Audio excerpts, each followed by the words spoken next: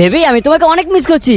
Baby আমি তোমাকে অনেক মিস করছি। বেবি এখন আমি ফোন রাখছি। বেবি এখন আমি ফোন রাখছি। শালা কুত্তা আমি তোকে ছাড়বো না। মাম্মা দেখো খুশি আমাকে মারছে। তারা বলছি এরপর রাতে যখন আমি বাড়িতে লেট করে আসলাম, হি হি হি হি।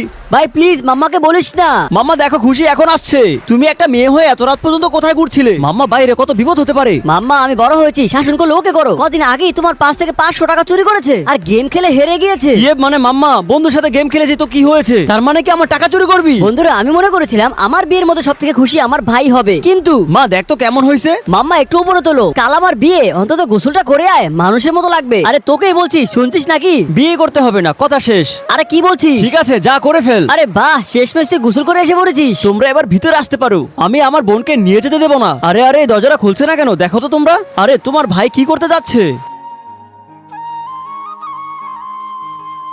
বন্ধুরা আমি মনে করেছিলাম আমার ভাই আমাকে ভালোবাসে না, কিন্তু আমি ভুল ছিলাম, ও আমাকে অনেক ভালোবাসে।